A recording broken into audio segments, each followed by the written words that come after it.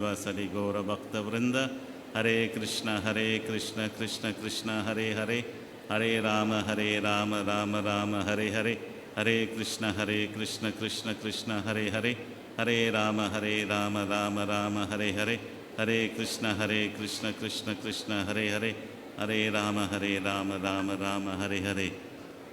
Hare Krishna. So I'm so happy to be here.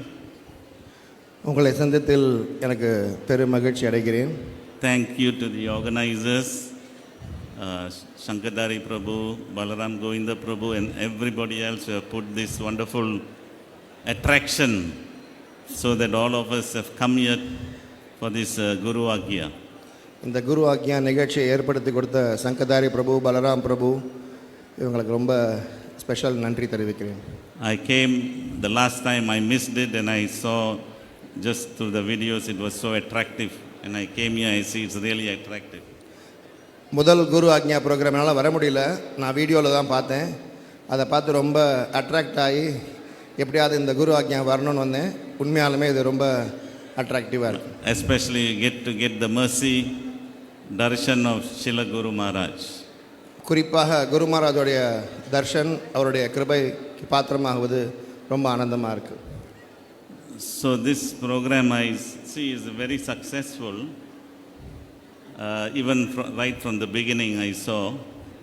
One of the reason is இந்த program வெற்றிகரமாக இருக்கிறதுக்கு ஆரம்பத்திலேருந்தே வெற்றிகரமாக இருக்கிறதுக்கு சில காரணங்கள். அதில் முதல் காரணம், generally in this age they say when you have devotional program, religious programs, spiritual programs, 75% will be ladies. இந்த மாதிரி ஆன்மீக நிகழ்ச்சிகள் ஏற்படுத்தப்படுத்த பொழுது ஜென்ரலாக பொதுவாக பெண்கள் நிறையா இருப்பாங்க. But here I see 50-50.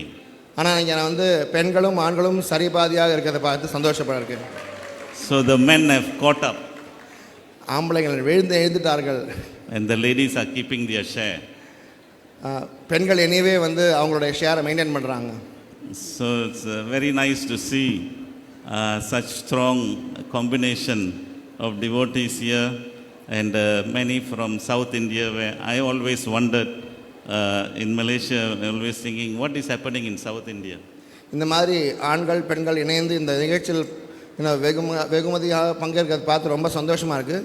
நான் மலேசியா இருக்கும்போது தென்னிந்தியாவில் என்ன தான் ப்ரோக்ராம் நடக்குதுன்னு நான் யோசிச்சுக்கிட்டே இருப்பேன். In Malaysia when we preach, we found that preaching to South Indians is difficult, but when they take it, they are really good. நான் மலேசியாவில் பிரச்சாரம் பண்ணும்பொழுது என்னோடய அனுபவம் என்னென்னா, தென்னிந்திய மக்களுக்கு பிரச்சாரம் பண்ணுறது கொஞ்சம் கடினமானது. ஆனால் அவங்க கிருஷ்ண பக்தியை ஏற்றுக்கிட்டாங்கன்னா அவங்க விடாமல் பயிற்சி பண்ணுவாங்க. So and when they take it, then the families take, the relations they take up. Like this, the growth goes organically and very nicely. Like if you get the root, then you get everything else. ஒரு குடும்பத்தில் ஒருவர் கிருஷ்ண பக்தியை ஏற்றுக்கொண்டாலும் அவங்க குடும்பத்தினர், அவங்க சக பந்துக்கள், அவங்க எல்லாருமே கிருஷ்ண பக்தியில் வந்துடுறாங்க. At the same time, we all have our duties to preach to everybody.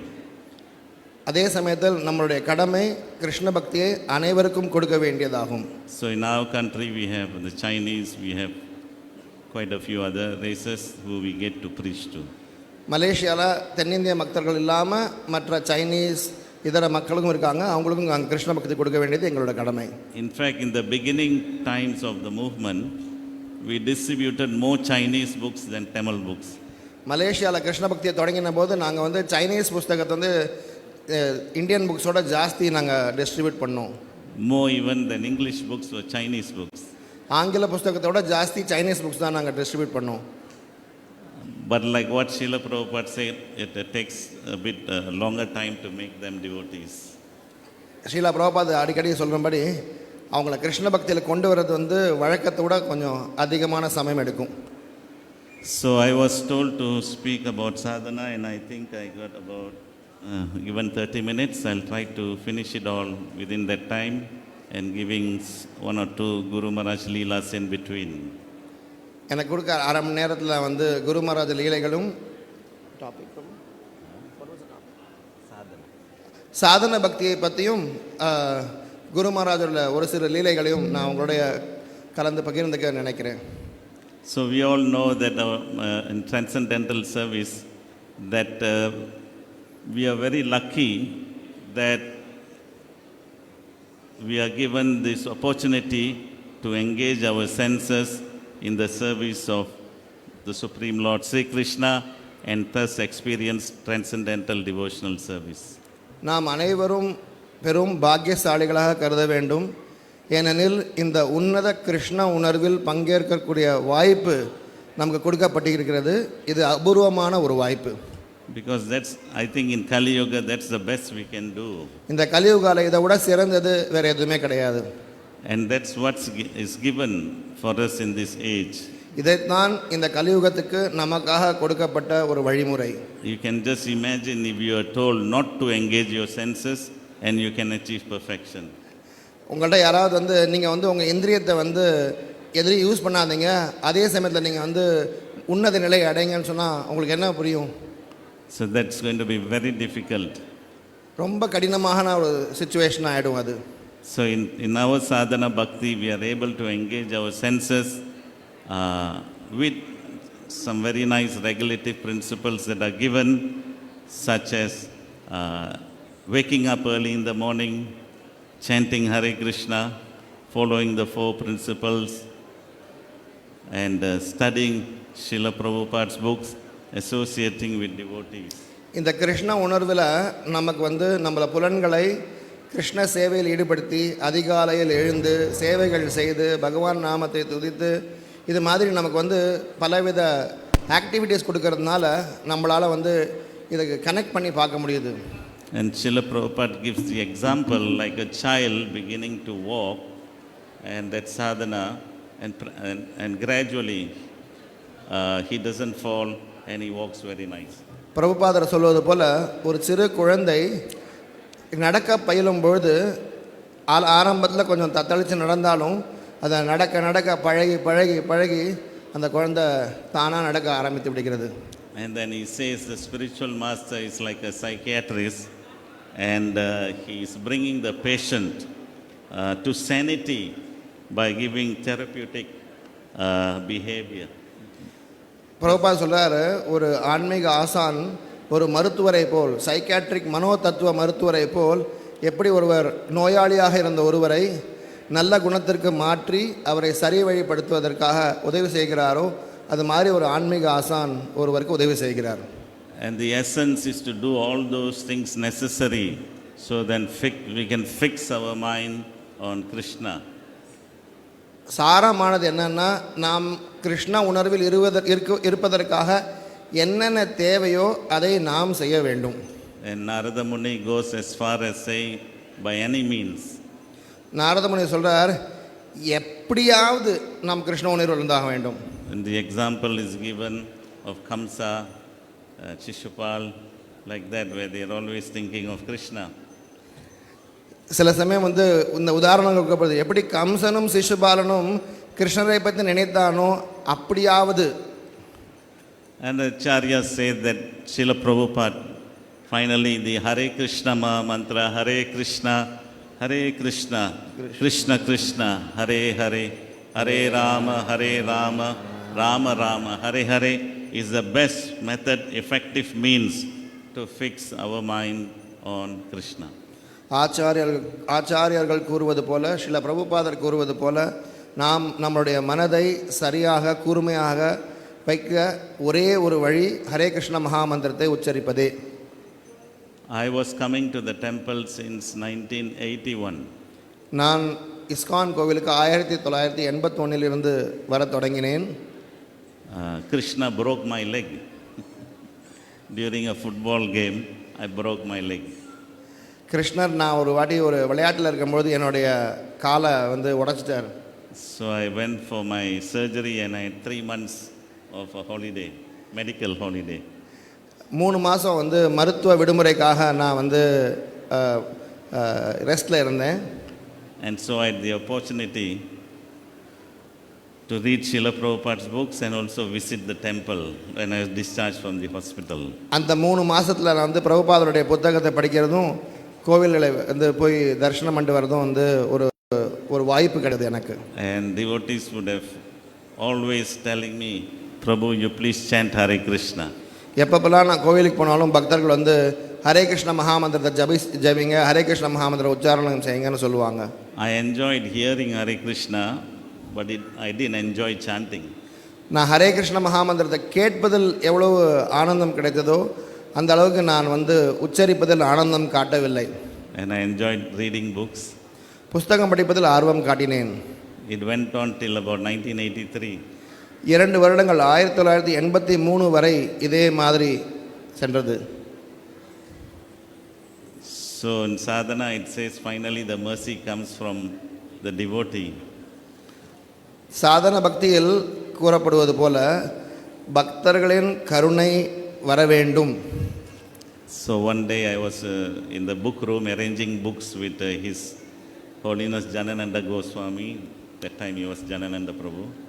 நான் சங்கீர்த்தன் புஸ்தக இடத்தில் கடவுனில் ஜனநந்த மகாராஜ் அப்போ ஜனநந்த பிரபு அவருடைய சேவகனாக புஸ்தக அறையில் புஸ்தகத்தை அடுக்கிக் கொண்டிருந்தேன். And I had heard that time I was still working, so I had taken off and came because I had heard Srila Guru Maharaj was coming to visit our temple. நான் வெளி உலகத்தில் தொழில் செய்து கொண்டிருந்தேன்.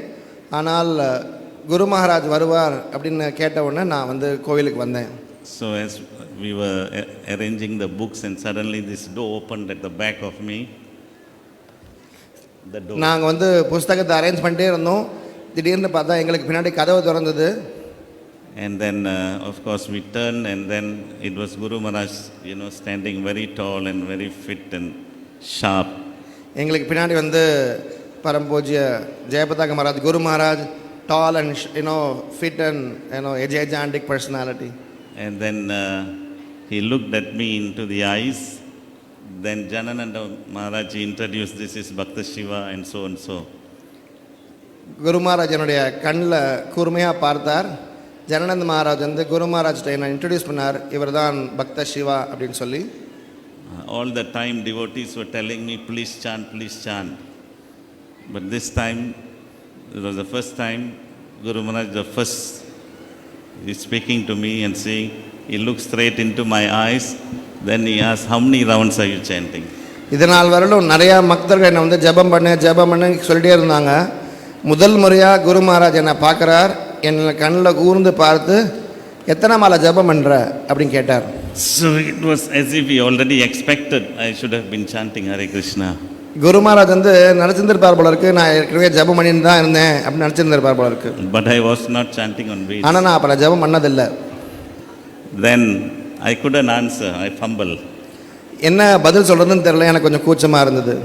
So he stared right into my eyes and turned his back and he walked away. திருப்பி என்னுடைய கண்ணில் கூர்மையாக பார்த்துட்டு திரும்பி போயிட்டார் உடனே. So that stare went straight into my head and went straight into my heart. And then that whole day I was like, lost. I couldn't do anything. அந்த ஒரு பார்வை என் ஹிருதயத்தில் ஆழமாக பதிந்து அந்த பூரா நாளும் அன்றைக்கி ஃபுல் டே வந்து இதை பற்றியே நான் சிந்தித்தே இருந்தேன். நான் without saying I'm a fool, the question he posed and my answer, it's like telling Guru Maharaj, it's like telling you're a fool, you're not chanting Hare Krishna. என்னை ஒரு மூர்க்கன் என்று சொல்லாமல் அவர் ஒரு பார்வையில் ஒரு கேள்வியை கேட்டு அதுக்கு நான் பதில் சொல்ல முடியாத தவித்ததை பார்த்து எனக்கு நானே உணர செய்தார். And fortunately I had some intelligence to understand that I am being referred to as a fool. And the next day onwards I started chanting actually 16 rounds Hare Krishna. சந்தோஷமான சமாச்சாரம் என்னென்னா, அந்த குரு மகாராஜருடைய கருணையின் காரணத்தினால் நான் அடுத்த நாள்லேருந்தே 16 மாலை ஜபம் பண்ண ஆரம்பிச்சிட்டேன். And that was my sadhana for a year, and then I got initiated when he came a year later. ஒரு வருடம் 16 மாலை ஜபம் செய்தேன். அடுத்த வருடம் குரு மகாராஜிடம் தீட்சை வாங்கினேன். After initiation, chanting Hare Krishna was very disturbing to me. Initiation தீட்சை வாங்கினதுக்கு அப்புறம் ஹரே கிருஷ்ணா மகாமந்திர ஜபம் பண்ணுறது எனக்கு கொஞ்சம் தொந்தரவு கொடுக்கறதா இருந்தது. Because I couldn't work in the factory. என்னால் தொழிற்சாலையில் வேலை செய்ய முடியல. I was working in a transformer factory. நான் ஒரு எலக்ட்ரிக்கல் டிரான்ஸ்ஃபார்மர் தொழிற்சாலையில் வேலை செய்து கொண்டிருந்தேன். I was transformed. நான் எனக்குள்ளே என்னோட மாறுதலை அனுபவித்தேன்.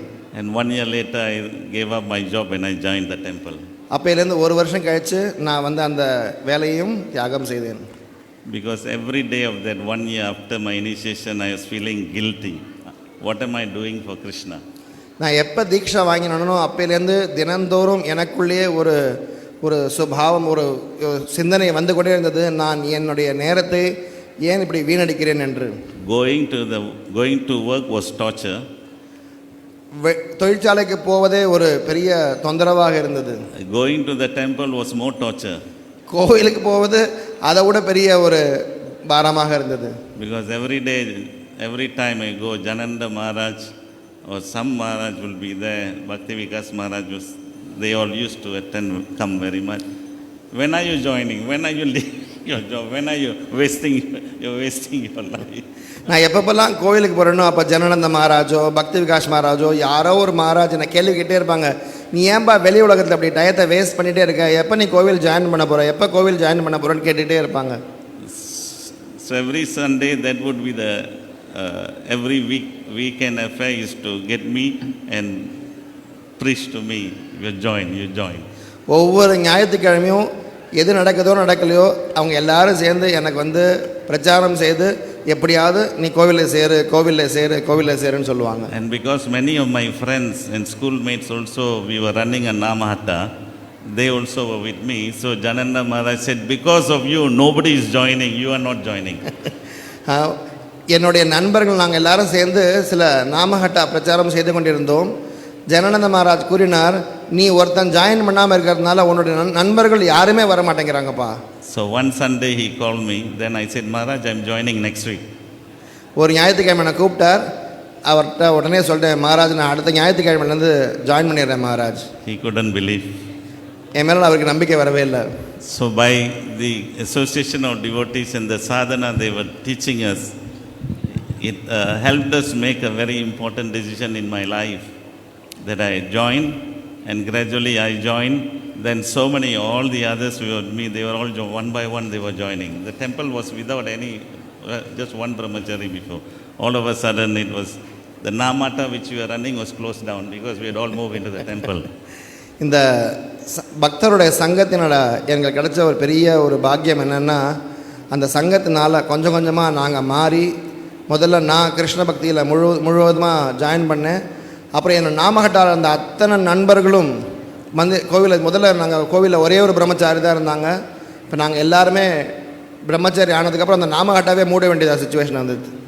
So like that, in this devotional service in Vaidhi Bhakti, the spiritual master is so important because he gives you instruction and you have the scriptures to adhere to.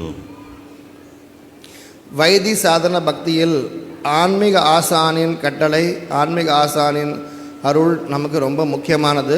அவருடைய அருள்னால நம்ம சாஸ்திரத்தை ஒழுங்காக புரிந்து கொள்ள முடியும். So Srila Prabhupada said, like in the beginning you wake up in the morning, then you practice, you do some service for the deity, then you decorate the deities, and then you make different plans to execute Krishna consciousness. This is the process. Srila பிரபுபாதர் கூறுவது போல why this சாதன பக்தியில் அதிகாலையில் எழுவது, நாமஜபம் செய்வது, பகவானுக்கு அலங்காரம் செய்வது, ஆரத்தி செய்வது, பூஜை செய்வது, தினந்தோறும் நாம் யோசித்து பல்வேறு விதமான சேவைகளில் ஈடுபடுவதற்காக தயாராவது, இது வைதி சாதன பக்தியின் ஒரு பங்காகும். He also gave the example of a snake, this poison in the snake, and it is so powerful, the snake, that nobody dare go and mess around with the snake because they know it's very powerful, it's with poison. ஒரு உதாரணம் கொடுக்கப்படுகிறது. பாம்பை போல, பாம்பில் இருக்கிற விஷமானது கொடூரமான காரணத்தினால் யாரும் பாம்பின் அருகே நெருங்குவதற்கு யோசிக்க மாட்டார்கள். இந்த பாம்பின் இந்த விஷம் அவரை பாம்பிலிருந்து தூர நிற்க வைக்கிறது. And he said, when you practice sadhana, you are like that sort, you have that strength in you that you will be able to carry on without you may face difficulties, but you will cross them because of your sadhana. நம்மளுடைய சாதனை சரியாக செய்யும் காரணத்தினால எப்படி அந்த பாம்பு எல்லா மக்களையும் தூர வைக்கிறதோ, நாமளும் எல்லா விதமான தொந்தரவிலிருந்தும் எல்லா விதமான டிஸ்டர்பன்ஸ்லேருந்தும் நம்ம பாதுகாத்து நம்மளை ஸ்ட்ராங்காக வச்சுக்க முடியுது. So a lot of these quotations are there in Shikshamrita. If you take Shikshamrita under sadhana, you will see many quotations where Prabhupada himself attended classes in Vrindavan and devotees were giving, he would attend. Prabhupad சிக்ஷாமிருதா அப்படிங்கிற புஸ்தகத்தில் சாதனா அப்படிங்கிற ஒரு குறிப்பு கீழே நீங்கள் இந்த மாதிரி இந்த எல்லா கொட்டேஷன்ஸும் நீங்கள் பார்க்க நேரிடும். பிரபுபாத் பிருந்தாவனத்தில் இருந்தபொழுது பிரபுபாதர் கொடுத்த வகுப்பு, பிரபுபாதர் கேட்ட வகுப்பு எல்லாத்துலேயும் அதில் நோட்ஸ் எடுத்து வச்சுருக்காங்க.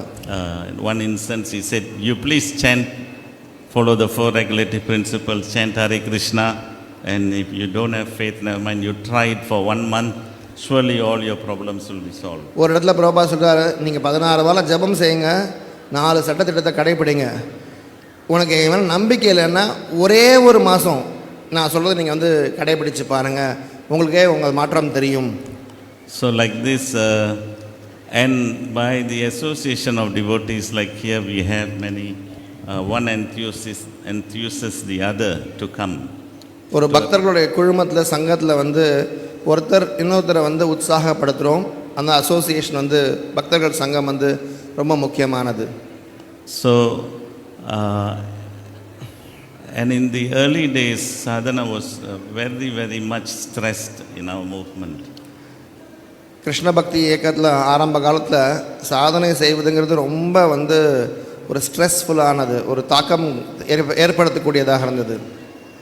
One thing that was very nice in the 80s is that we have many devotees moving from different countries, and they would come from Australia, America, Canada, all. I'm sure they also come here, but that's what happened in the 80s.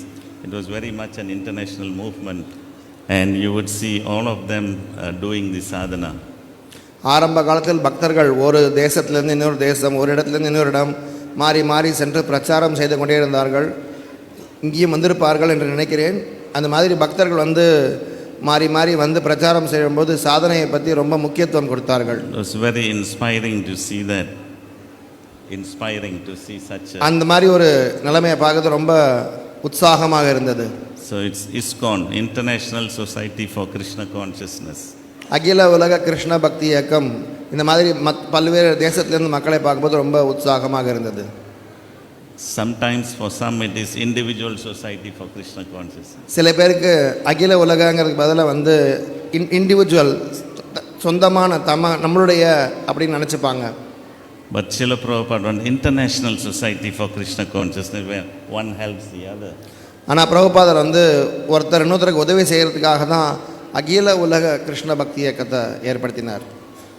So, and the Indians are actually very fortunate. உண்மையாலுமே கூறப்போனால் இதில் பெரிய பாக்கியசாலி யாருன்னா இந்தியர்கள் தான். Indians of India. இந்தியாவில் இருக்கிற இந்தியர்கள் தான் பாக்கியசாலிகள். Yare deka tare kaha Krishna Upadesh. Wherever you see, you preach this message to everyone that you see.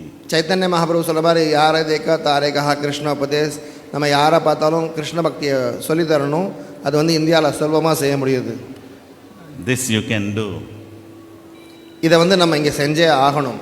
Now the second part is Bharata Bhumite Hoile Janmu, that you are born here. Now you should give this mercy to everybody. இரண்டாவது விஷயம் என்னன்னா, பாரத பூமித்தே ஹொயில மனுஷ ஜென்மசார், நாமெல்லாம் பாரத தேசத்தில் பிறந்ததுனால இது நம்மளுடைய கடமையும் ஆகும். So the Indian devotees actually should start traveling all over the world. Actually வாஸ்தவமாக என்னன்னா, இந்தியாவில் இருக்கிற இந்திய பக்தர்கள் உலகெங்கும் சென்று பிரச்சாரம் செய்ய வேண்டும். Because they've got, this is an instruction to them. நீங்கள் போகலைன்னா அது வந்து நம்ம இந்திய பக்தர்களுக்கே ஒரு ஒரு அவமானமான ஒரு நிலைமையாக ஆகிவிடும். You make it an international society for Krishna consciousness.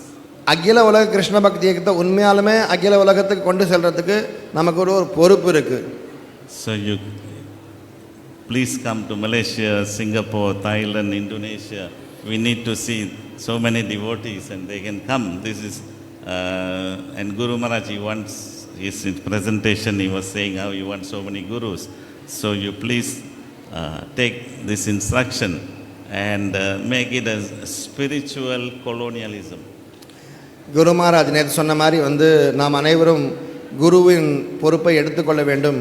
அந்த வழிநடப்பில் சென்று நீங்கள் எல்லாரும் மலேசியா, சிங்கப்பூர், தாய்லாந்து இந்த எல்லா ஊருக்கும் சென்று பிரச்சாரம் செய்து ஒரு ஆன்மீக ஒரு ஒரு கம்யூனிட்டி, ஆன்மீக ஒரு கூட்டத்தை நாம் ஏற்படுத்த வேண்டும். Because India is known around the world, when you say yoga, spiritual, they are known for it and they are respected for it.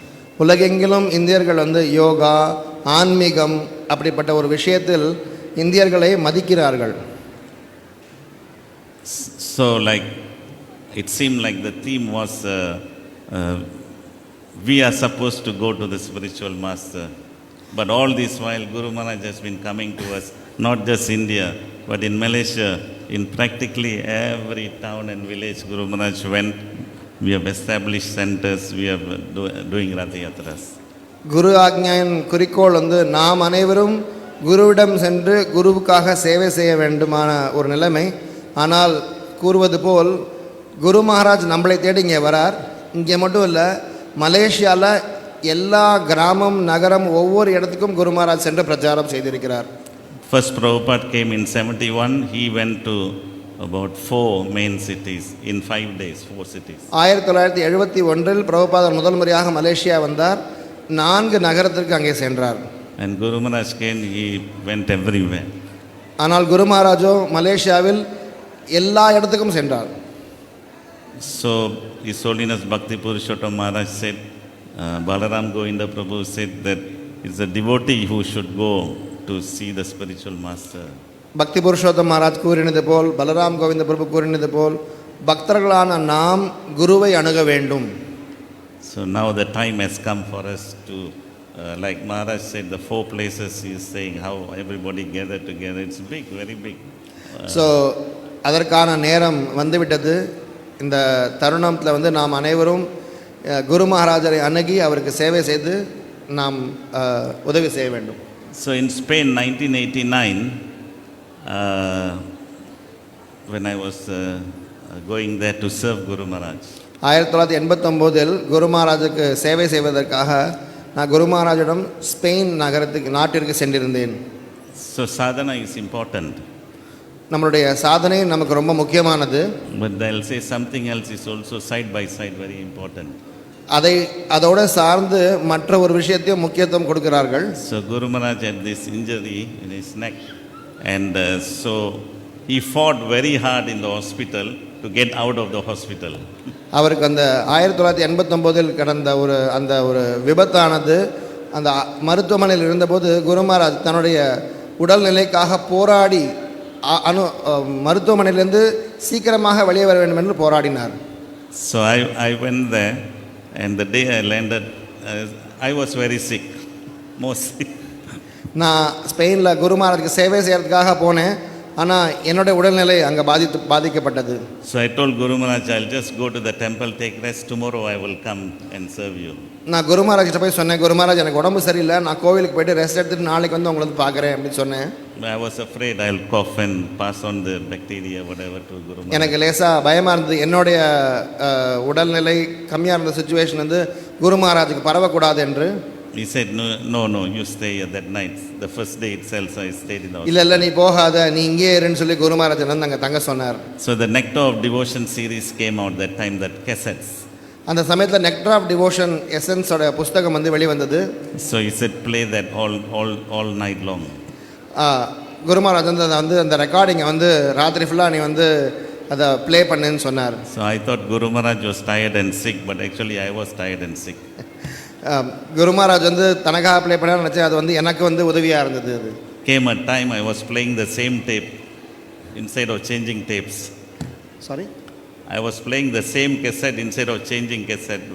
நான் ஒரே கேசட்டே திரும்ப திரும்ப வந்து ப்ளே பண்ணிக்கிட்டே இருந்தேன் நான். So in one lecture in London, I think after he left the hospital, he said, my servant, you don't know what he was doing. He was supposed to change the cassette. He was playing the same cassettes. குரு மகாராஜ் அதுக்கப்புறம் ஒரு லெக்சரில் சொல்கிறார், என்னுடைய சர்வெண்ட்டுக்கு என்ன நினச்சானோ தெரில, கேசட்டை மாற்றதுக்கு பதிலாக ஒரே டேப்பை திரும்ப திரும்ப கேட்டுக்கிட்டே இருந்தான். Then he came out of the hospital. We were in the temple, and my duty was, I was doing all the servant, because there were two other devotees there, and Madhu Pandit Prabhu and Prem Vikas Prabhu who came also. So I was the third servant. So one morning I woke up regularly, my sadhana I was doing, and Guru Maharaj also woke up early. So I went to see him. I didn't wake him up, later I went to see him. நான் வந்து அந்த சமயத்தில் குரு மகாராஜுக்கு service பண்ணிட்டு இருந்தபோது வந்து நாங்கள் வந்து 3 servant, நான் 3வது சர்வெண்ட், மது பண்டிட் பிரபு, பிரேமி விகாஸ் பிரபு, நான் 3வது சர்வெண்ட்.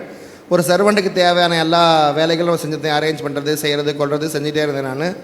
ஒரு நாள் காலத்தால் நான் வந்து சாதனை செய்கிறதுக்காக சீக்கிரம் எழுந்தேன். ஆனால் குரு மகாராஜை போய் நான் எழுப்பலை. I thought he'll be tired and all that, I thought let Guru Maharaj rest. நான் நினச்சேன் குரு மகாராஜ் வந்து டயர்டாக இருப்பார், அவர் வந்து இப்போ டிஸ்டர்ப் பண்ண வேண்டாம் அப்படின்னு நினச்சேன் நான். So when I went to see him, he was getting ready and he shouted at me.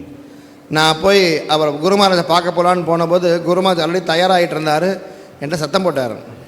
In a very nice way he told me, did you leave your brains in Malaysia? என்கிட்ட வந்து ஒரு மாதிரி அன்பா, அதே சமயத்தில் வந்து கண்டிப்பாக உன்னோட மூளையை நீ மலேசியாலே விட்டுட்டு வண்டியாப்பா. He didn't tell me I didn't have brains. Nice way he said you left your brains in Malaysia. அவர் வந்து என்கிட்ட மூளை இல்லைன்னு சொல்லலை, ஆனால் வந்து நீ வந்து உன் மூளையை மலேசியாவில் வச்சுட்டு வந்தியா அப்படிங்கிற ஒரு நல்ல விதமாக என்னை வந்து குத்தி காட்டிட்டார். He said you should wake me up. உன்னுடைய கடமை வந்து என்னை காதால் எழுப்ப வேண்டியதுப்பா. Because that day he had already planned, today I am going to the ticket office and I am going to fly out of Spain. அன்றைக்கி வந்து அவர் நிறையா plans வச்சுருந்தார். அன்றைக்கி வந்து அந்த ஆஃபீஸ் போய் ஸ்பெயின்லேருந்து வேறு நாட்டுக்கு போகணுன்னு நிறையா பிளான்ஸ் வச்சுருந்தார். So then we rushed to the place, and then the lady said, you can't fly because you have a case, you have an accident case, and therefore this is under police investigation, you can't fly. So அன்றைக்கி நாங்கள் அவசர அவசரமாக ஏர்போர்ட்டுக்கு போனோம். ஆனால் அங்கே ஏர்போர்ட்டில் இருந்து எங்களை உள்ளே விடலை. ஏன்னா வந்து இந்த ஆப்ரேஷன் ஆனதுனால, ஆக்சிடென்ட் ஆனதுனால வந்து உங்களுக்கு வந்து இது போலீஸ் கேஸு, அதனால் நீங்கள் இப்போ போக முடியாதுன்னு சொல்லிட்டாங்க. So me and Guru Maharaj were there at the counter, and there was quite a bit of an argument going on. நாங்கள் அந்த ஏர்போர்ட்டில் வந்து வாக்குவாதம் செய்து கொண்டே இருந்தோம். எங்களை வந்து அனுமதிங்கன்னு சொல்லி அவங்க விடலை எங்களை. And the lady got angry. Sir, you are a medical case, you are not fit to fly, you got a police case that should be solved, and you are not flying. அந்த ஏர்போர்ட்டில் அந்த பெண்மணி சொன்னால், sir நீங்கள் போக முடியாது, உங்களுக்கு வந்து மருத்துவ சிகிச்சை நடந்திருக்கு, அதனால் நீங்கள் வந்து அந்த அதுக்கான தகுந்த சான்றிதழ் இல்லாமல் நீங்கள் போக முடியாது அப்படின்னு சொல்லிட்டாங்க. So Guru Maharaj took his chada, gave to me, then he put his hand on the counter and he started doing push-ups. குரு மகாராஜ் தன்னுடைய சதரை வந்து என்கிட்ட கொடுத்தார். தன்னோட 2 கையும் வந்து அந்த கவுண்டரில் பிடிச்சிட்டு வந்து எப்படி எக்ஸசைஸ் செய்வாங்களோ அந்த மாதிரி வந்து அந்த கவுண்டரை பிடிச்சி புஷ்அப் செய்ய ஆரம்பித்தார். He started doing 1, 2, 3 push like that. 1, 2, 3, 4ன்னு வந்து எக்ஸசைஸ் செய்வோமா அந்த மாதிரி புஷ்அப் செஞ்சு காட்டினார். And the lady said, stop.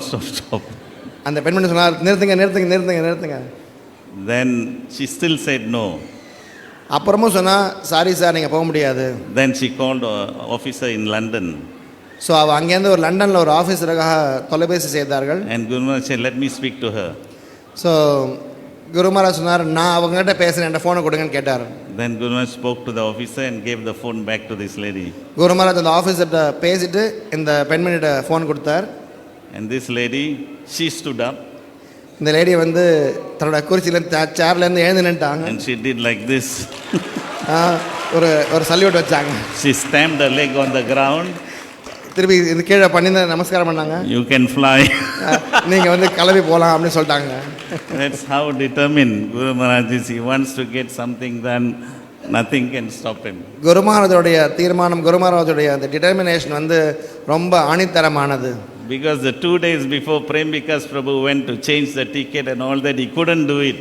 2 நாள் முன்னாடி தான் பிரேம் விகாஸ் பிரபு வந்து ஏர்போர்ட்டில் போய் டிக்கெட்டை சேஞ்ச் பண்ணி மாற்றி ஏற்பாடு பண்ண நினச்சார செய்ய முடியல அவரால். So he explained to Guru Maharaj nicely by rules and all that, he couldn't do it. குரு மகாராஜ் வந்து எல்லா ரூல்ஸ்லாம் செஞ்சு சொன்னாரே தவிர ஆனால் அவரால் போய் செய்ய முடியல அந்த வேலையை.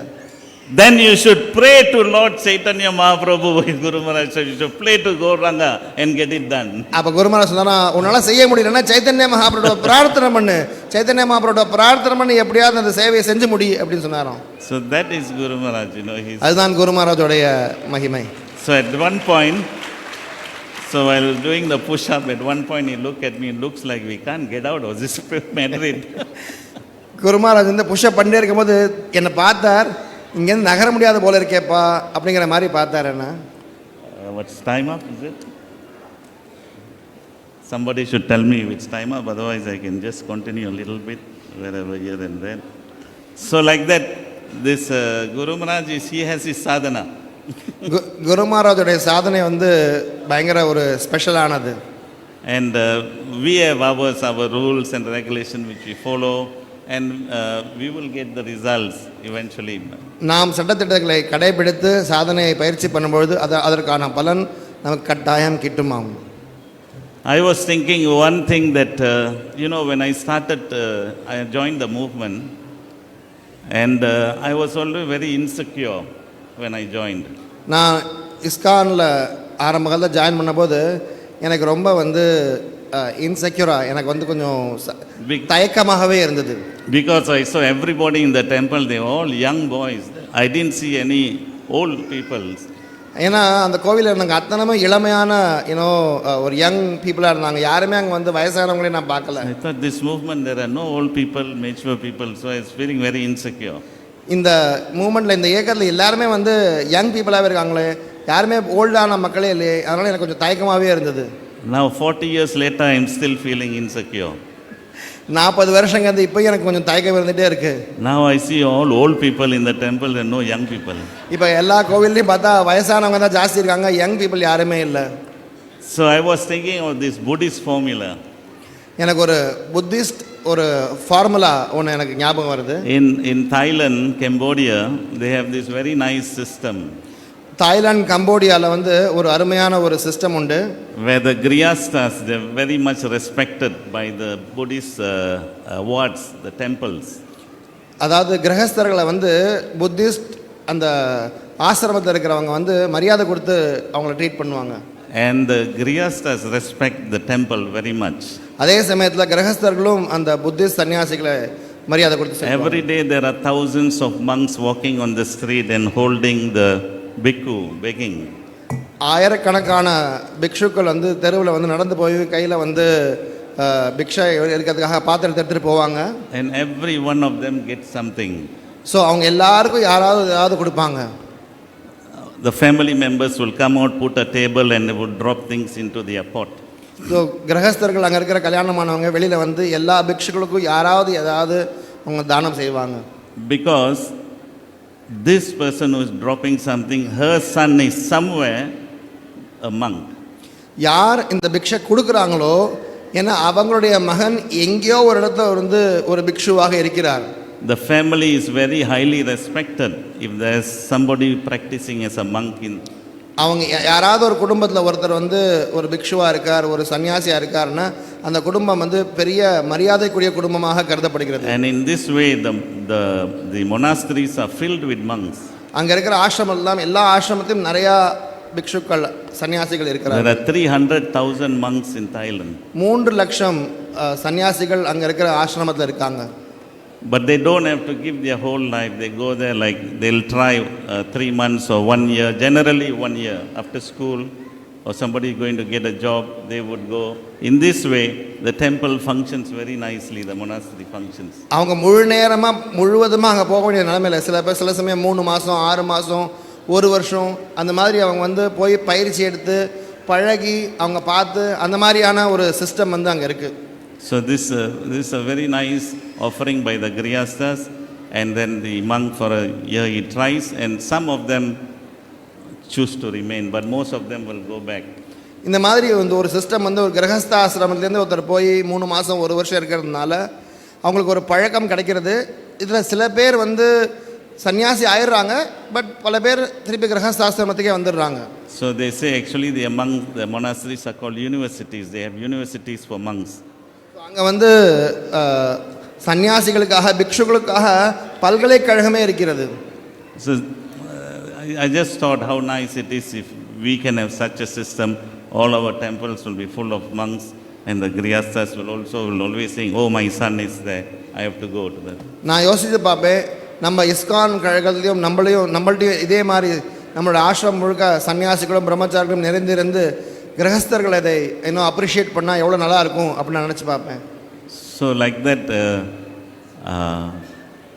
nobody told me to stop, I can go on. So I'll tell another pastime. So Prahlad Maharaj, he says that unless, please tell me when I should stop. I think you should. Oh, so we can stop. Oh, okay. So we got the signal. You can finish this pastime. It'll take time. Okay. So I'll tell the pastime some other place. Thank you very much to all of you. Thank you to the organizers. மிக மிக நன்றி. Hare Krishna. Thank you for giving me the extra time. என்னை இங்கே அழைத்ததுக்கு மிக நன்றி. எனக்கு extra time கொடுத்ததுக்கு Hare Krishna Hare Krishna Krishna Krishna Hare Hare Hare Rama Hare Rama Rama Rama Hare Hare. His Grace Simeshwar Prabhu ki jai. I'm sorry about this. So we will move on to the next speaker for the morning. The next speaker will be His Grace Revathi Raman Prabhu. Let's welcome Revathi Raman Prabhuji with a big Gauranga. Gauranga. I'll just give a short introduction about Prabhuji. His Grace Revathi Raman Prabhu was born in a Sri Vaishnava family. He first came in contact with ISKCON in 1988 through Srila Prabhupada's books. After being moved by the writings of Srila Prabhupada, he immediately took up to the practice of Krishna consciousness. In 1991, he received initiation from His Holiness Jayapataka Swami Guru Maharaj, and he decided to resign his job and to devote his complete life to the spreading of Krishna consciousness. He has been serving as the temple president of ISKCON Tirupati for almost 3 decades now. He is also the zonal secretary for the temples in Andhra Pradesh. He is a secretary for the regional governing body in India. Prabhuji has also served as the chairman of the GBC in the past. Hare Krishna. Hare Krishna. His Grace Revathi Raman Prabhu ஒரு ஸ்ரீ வைஷ்ணவ குடும்பத்தில் பிறந்தவர். அவர் பிரபுபாதரின் புத்தகங்கள் மூலம் ஈர்க்கப்பட்டு ISKCON இயக்கத்திற்கு ஈர்க்கப்பட்டு 1988ஆம் ஆண்டு இஸ்கானில் சேர்ந்தார். பிறகு 1991ஆம் ஆண்டில் ஹிஸ் ஹோலினஸ் ஜெயபதாக சுவாமி குரு மகாராஜிடம் தீட்சை பெற்றார். மேலும் அவர் உடனடியாக தனது வேலையை ராஜினாமா செய்தார். ஏனென்றால் அவருடைய ஒரே நோக்கம் கிருஷ்ண உணர்வை உலகம் முழுக்க பரப்புவதற்கு அவர் வாழ்க்கையை அர்ப்பணிக்க முடிவு செய்தார். 30 வருடங்கள், சுமார் 30 வருடங்களாக அவர் இஸ்கான் திருப்பதி மட்டுமல்லாமல் ஆந்திர பிரதேசத்தில் இருக்கக்கூடிய அத்தனை இஸ்கான் கோவில்களிலும் அவர் மண்டல செயலாளராக பணியாற்றி வருகிறார். இஸ்கான் திருப்பதியின் தலைவராகவும் பணியாற்றி வருகிறார். அதை தவிர மண்டல கோவில்கள் அத்தனைக்கும் அவர் ஒரு செயலாளராக பணியாற்றி வருகிறார். இதற்கு முன்பு அவர் இஸ்கான் GBC ஆளும் குழுவின் தலைவராகவும் இருந்தார். அவரை ஒரு உரத்த கௌரங்கா கூறி வரவேற்போம். Gauranga. Yeah, Maharaj just reminded me that Prabhuji is also being made a initiating guru now. So that's also an added feature. Hare Krishna.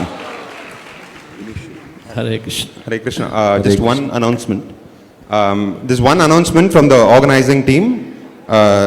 So those who are interested in contributing your donations to His Holiness Jayapataka Swami Guru Maharaj can do so.